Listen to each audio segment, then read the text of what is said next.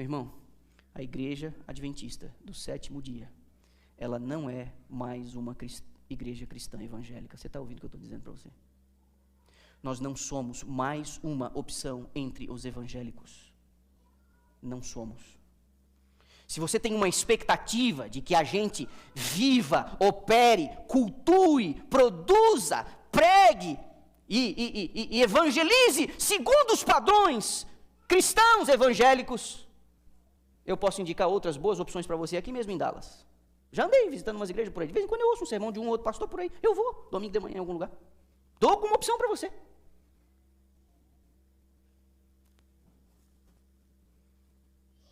Essa igreja surgiu para proclamar as 3 mensagens angélicas de Apocalipse 14. E ninguém se propõe a isso, somente nós.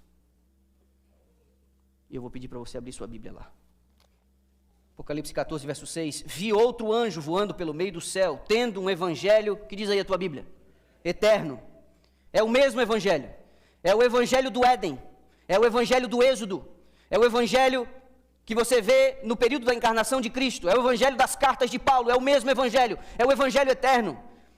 Esse anjo saiu para pregar o evangelho eterno, para pregar os que se assentam sobre a terra, a cada nação, tribo, língua e povo, dizendo em grande voz: temei a Deus e dai-lhe glória, pois é chegada a hora do seu juízo. Tem gente dizendo aí que tem gente diminuindo o valor da doutrina do remanescente. Tem gente achando que isso é apenas um exclusivismo, como se a salvação se restringisse a nós. Isso é uma baboseira. Estes que aguardam a volta de Jesus e pregam com veemência o estabelecimento de um juízo, eles não têm um estilo de vida adequado às suas vontades ou ajustado às correntes atuais. Eles são diferentes. Eles falam diferente. Eles se vestem diferente. Eles consomem produtos do entretenimento diferentes. Eles não consomem determinadas coisas porque somos diferentes. Porque esse povo está dizendo: temei a Deus e dai-lhe glória. Tudo para a glória de Deus. Tudo para a glória de Deus. Mas eles estão anunciando a chegada do juízo.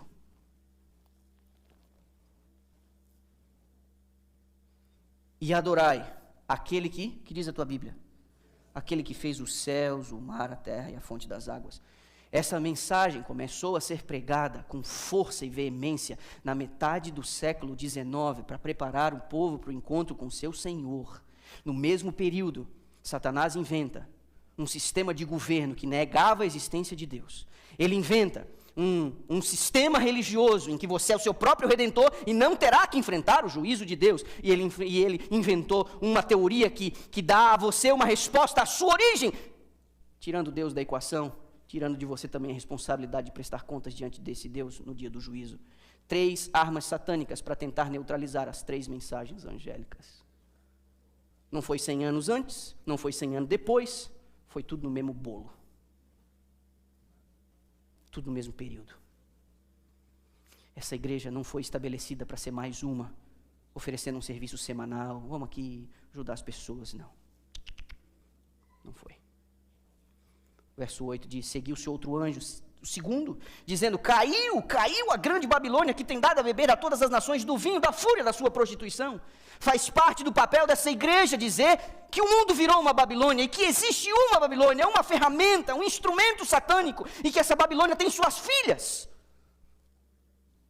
Elas, para você dizer para as pessoas sair de um determinado lugar, você tem que dizer que lugar é esse, você tem que fazer a identificação. A terceira mensagem, no verso 9, seguiu a estes um outro anjo, o terceiro, dizendo com grande voz: se alguém adora a besta, a sua imagem, recebe a sua marca na fronte ou na sua mão, também esse beberá do vinho da cólera de Deus, preparado sem mistura, do cálice da sua ira, e será atormentado com fogo e enxofre diante dos santos anjos na presença do Cordeiro. A fumaça do seu tormento sobe pelos séculos dos séculos, não tem descanso algum, nem de dia nem de noite. Os adoradores da besta e da sua imagem, e quem quer que receba a marca do seu nome. Meu irmão, as 3 mensagens angélicas não apenas falam de uma realidade de juízo, mas alertam os habitantes da terra em relação às drásticas consequências de não aceitar o evangelho eterno. A igreja adventista do sétimo dia surgiu para avisar o mundo, a partir do próprio cristianismo ocidental, que Jesus Cristo cumprirá sua promessa de retorno, mas não antes de iniciar um julgamento. E todos, sem exceção, pequenos e grandes, ricos e pobres, livres e escravos, terão que dar conta de seus atos. Essa mensagem de um juízo vindouro, ao contrário do que alguns pensam, torna a graça de Cristo ainda mais necessária. O juízo pressupõe uma recompensa, vida ou morte eterna. Para os que veem em Jesus um Salvador, a condenação do juízo já foi transferida para ele na cruz do Calvário. Para os que veem em Jesus um amigo e juiz, terão condições de encarar com confiança o dia da prestação de contas. O mérito é exclusivamente de Cristo. Sua graça, para estes que aceitaram o Evangelho eterno, será toda suficiente. E eu pergunto a você, como vivem estes que aceitaram Jesus Cristo como seu Salvador? Não se esqueça, Satanás é mestre do engano. Por séculos, ele usou a violência e a opressão. Quando a besta foi ferida, antes que pudesse se recuperar, Satanás operou astutamente para enganar o mundo através de ideias e doutrinas que diminuíssem o impacto do anúncio do juízo. Você não pode perder isso de vista. Nós temos uma razão de existir. E Deus sabia que nós correríamos perigo de esquecer a nossa tarefa. Por isso, como em outros momentos cruciais da história humana, a igreja contou com o dom profético, para ajudar o povo de Deus a permanecer no caminho estreito que levaria à salvação, para ajudar o povo a anunciar ao mundo um meio de escape. Não despreze os testemunhos, não despreze a ajuda que Deus deu através das Escrituras e do Espírito de profecia. Vocês sabem, eu não sou dado aos alarmismos, eu não costumo me utilizar da tendência escatológica da igreja para provocar isso ou aquilo. Vocês sabem, vocês me conhecem. Esse é o sermão 211 que eu já preguei neste púlpito. Mas às vezes eu fico me perguntando se, por outro lado, alguns de nós não estamos assim, vivendo como se nada fosse acontecer.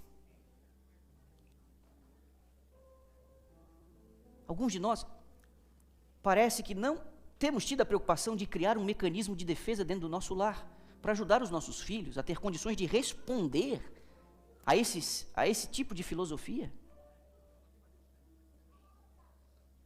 Quando você conversa com alguns mais novos, eu ainda recebo uma ou outra ligação de pessoas que eu fui pastor no passado, criancinhas que eu dediquei, outros juvenis que eu batizei, e os pais em desespero, não é? Porque não conseguem entender por que os filhos estão pensando do jeito que estão pensando. Correntes filosóficas extremamente devastadoras desafiam a autoridade da Bíblia, o papel da família, o papel da igreja. E ai de você,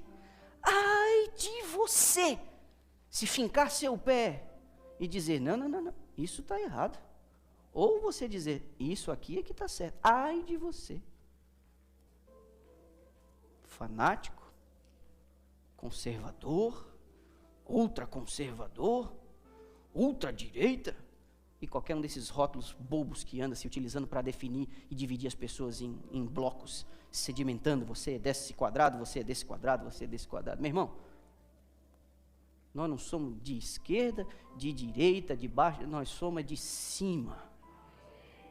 É por este livro que nós baseamos as nossas decisões. É este livro que ajuda a gente a governar a nossa casa e a nossa família. Reafirme seu compromisso com as Escrituras. Estenda ao redor de sua casa uma barreira através de princípios bíblicos que regem o seu comportamento, as suas decisões, as suas prioridades. Não é possível que a gente esteja se acostumando a toda essa coisa como se fosse normal. Não é normal.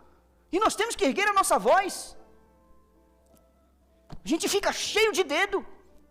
E algumas coisas começam a cercar o acampamento. Cuidado. A gente consegue fazer alguma coisa daqui, mas você tem o seu papel aí.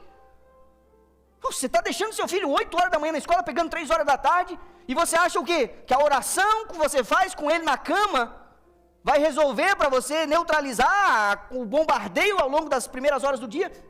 Durante 1 ano, 2 anos, 3 anos, são 20 anos de academia, são 20 anos de sala de aula. Como você tem usado o seu tempo? Ou será que ao pegar seu filho às 3 horas da tarde, chegando em casa, a sua preocupação é varrer o chão, lavar a louça, fazer lavar a roupa, botar a roupa para secar? Será que essa é realmente a sua preocupação? Não sobra absolutamente nada para você tentar compensar as outras horas em que ele foi assediado e bombardeado? Nós temos que nos conscientizar de que a guerra nunca foi tão desleal. Nós nunca estivemos em tão grande desvantagem. E Satanás, o mestre do engano, ele vai observando a atuação de Deus, e ele vai tentando colocar as coisas aqui. Não deu com a violência, porque no final do século XVIII, a igreja toma uma paulada, ela perde o poder. Então, se com a violência e aquele instrumento de violência já não dava mais, porque a sociedade havia se libertado de uma religião opressora, ele oferece agora o contraponto. Esse Deus arbitrário, tirano, cruel, o Deus que criou o inferno, ardente, sempre em chamas, esse Deus não existe. Por quê? Porque o mundo foi criado de forma natural, a partir de um processo de evolução natural. Deixa que o Estado cuida da sua saúde, da educação dos seus filhos, da sua segurança. E olha, você quer realmente ter uma vida boa? Faça as boas obras, cuida dos pobres, cuida dos animais, não é? Fica tranquilo, porque se você for bom, na próxima você reencarna melhor. Sem Deus, sem um juízo, sem prestação de contas. Só que não fosse essas 3 armas satânicas, você acha que o diabo parou por aí? Não parou por aí. Mas aí já é conversa para um outro dia. Muito cuidado com a visão que os seus filhos andam construindo sobre o papel do homem, sobre o papel da mulher. Muito cuidado com as ideias que os seus filhos andam consumindo e construindo em relação à noção de autoridade, noção de família, noção de igreja. Muito cuidado. Nunca foi tão difícil. Nunca foi tão difícil. Mas para um tempo qual nunca houve, Deus prometeu que teria também uma igreja qual nunca houve. Para uma crise jamais vista, homens e mulheres que terão a sua identidade distinta por toda a eternidade, um grupo seleto. Estes que sobreviverão a essa época horrível cantarão uma música entre os redimidos que ninguém mais vai poder cantar, porque só estes terão passado por essa experiência. Para um tempo qual nunca houve, uma igreja qual nunca houve. Não admita ser igual a todo mundo. Não admita. Isso seria muita covardia. Que Deus nos abençoe.